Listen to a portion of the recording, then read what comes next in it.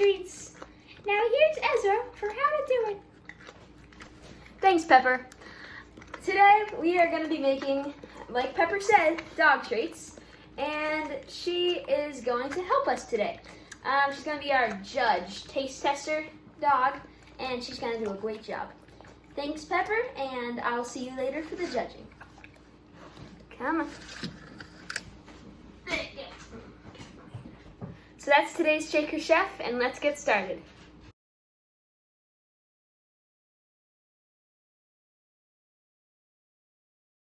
So now we're going to be learning a new technique, and it's going to be chopping parsley.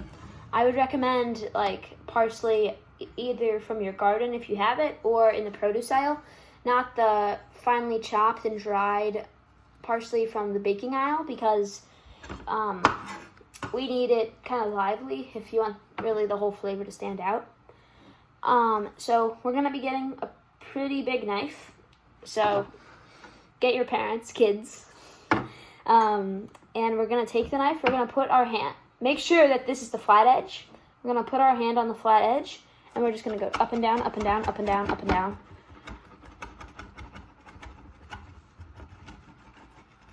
And just chop all the parsley. If it's getting too, if it's getting all around, then make sure to clump it back up. So now we are done chopping it all. It's like you can sprinkle it around.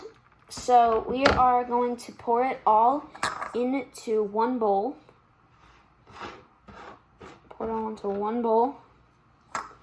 Then we're going to take a teaspoon, and we are going to measure out a teaspoon of ground parsley and put it in there. So we got our mixing bowl, and we've also got our mixer right here. Get rid of the big knife when you're done with it. Okay, so I got the big mixer. You're gonna get the whisk attachment, then put the bowl under, and you're gonna stop when this is all combined. So once we've added the parsley, we are going to get the paddle attachment and attach it to the mixer. We're going to place it down into the bowl, and we are going to start on a low speed. Make sure it doesn't all just fly up. We're just trying to combine it. It's just a really slow speed.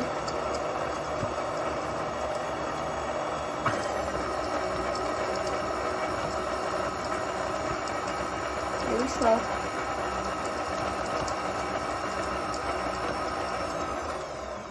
Alright, so we got that on the slow speed, and now for the next step, we're going to combine the wet ingredients. Okay, so we just combined all the dry ingredients. Now we're going to move on to the wet. So today we're going to put in 1 cup of pureed and cooked sweet potato. Just add in a little healthy component.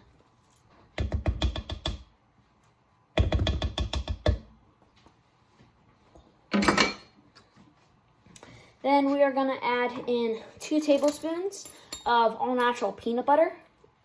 Make sure it's creamy. Just sticks.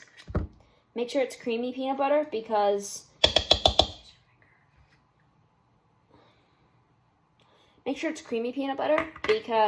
if it's chunky, then your treats are gonna be harder to roll out. So, just got all the peanut butter out of there.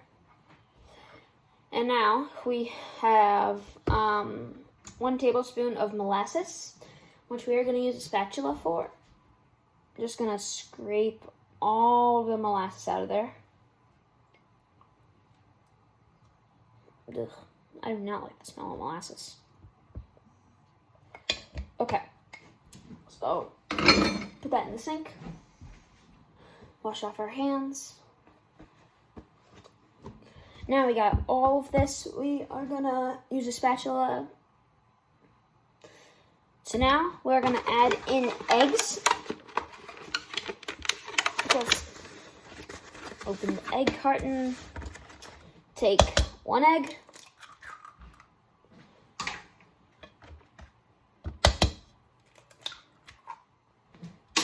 2 egg, and finally 3 egg, and put them all in there. This is gonna help, the eggs are gonna help combine all the ingredients.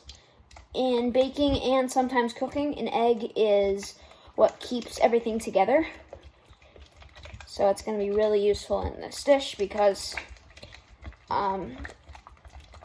the peanut butter and molasses do not mix well into anything, so the egg's gonna help it mix well. So we're gonna pull up the mixer, and we got this disgusting looking sweet potato batter. So we are just gonna pour that into the mixer.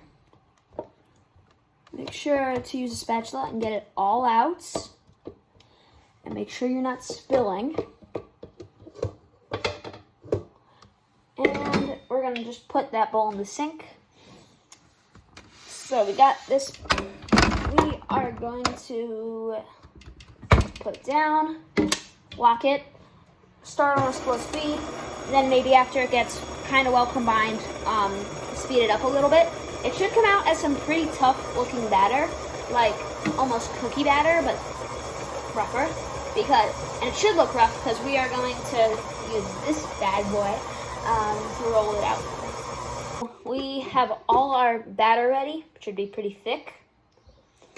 You're gonna take some flour from here, and you should have like a pretty wide metal surface. You're gonna take some flour in your hand, just dust it around. Maybe spread it around with your hands a little bit too. Take a little bit more. You should have like a lightly dusted surface.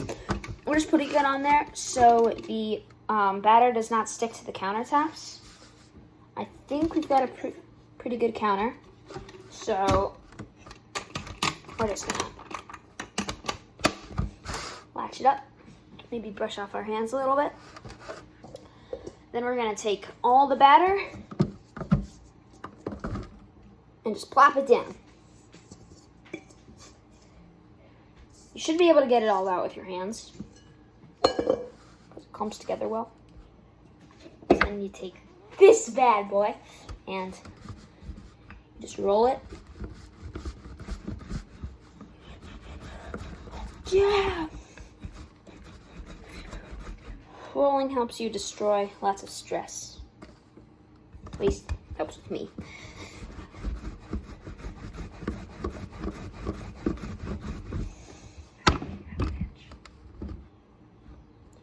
So the whole point of this is we're trying to make it thinner, and we're also trying to make one solid thing so you can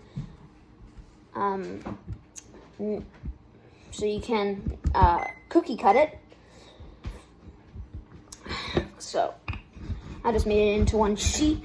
Now roll it some more. It should be approximately a 1/2 inch thick. So I'm thinking so far I'm almost done with my rolling. I'm just gonna make sure it is together.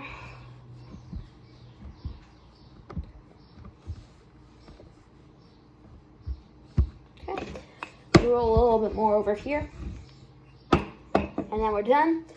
So I just got 2 really cute little cookie cutters. I got this nice little dog one. Put it over here so you might be able to see it better. Also got this little bone. So I'll do the dog first. Each cookie cutter has a flat side and a sharp side. Make sure you know which side is which. So I'm just gonna take a doggy, press it down, and then after we press it down a lot, we're gonna take the bone and we're gonna put it as close as we can to the dog so we can make as many treats as possible.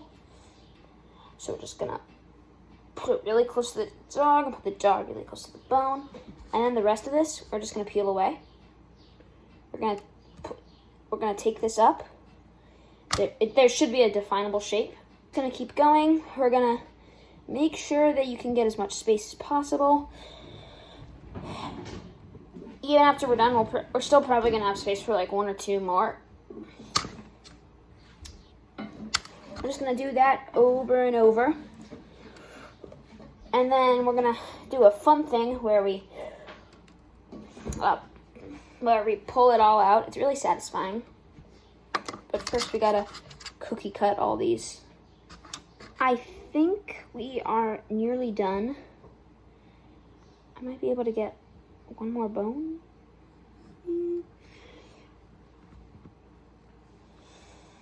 Okay. So now we have got all the space that we can get. We are going to just rip all the extra batter away from our cookie cuts so it comes out in like one nice bone.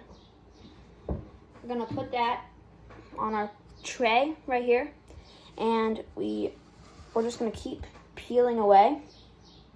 The dogs are probably gonna be harder than the bones are, so keep that in mind.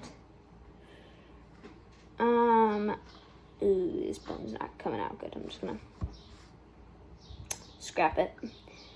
Peel it all away from the doggy. My nice little doggy.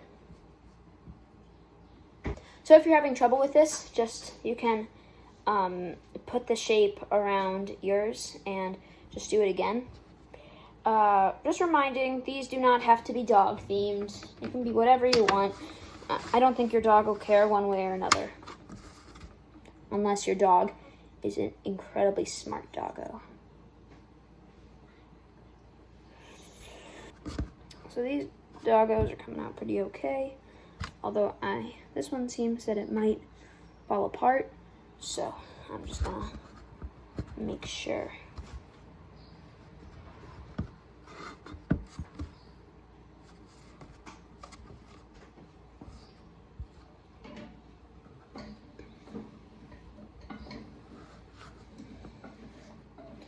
So then if it's like this, you can just clip off the little things around it and then push it out or pooch it out.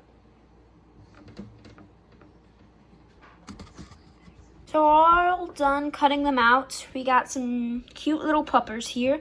We also got some awesome bonesies.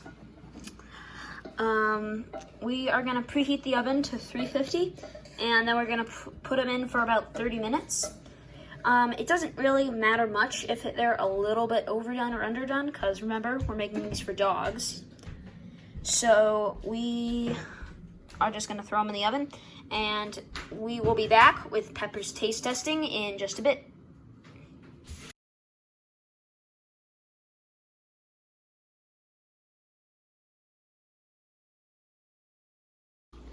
Okay, everyone, the treats are out, and we are done with them.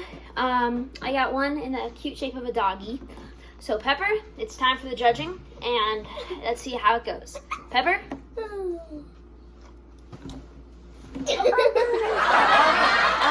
she's taking it off with her. Dogs do that. No, you eat on the table. Eat from the table like a good dog. Okay, so without further ado, that is today's Shaker Chef dog treats. Pepper is loving them. She's eating them up. That was today's. Please comment or like, and I will see you next time on the Shaker Chef. Poodles.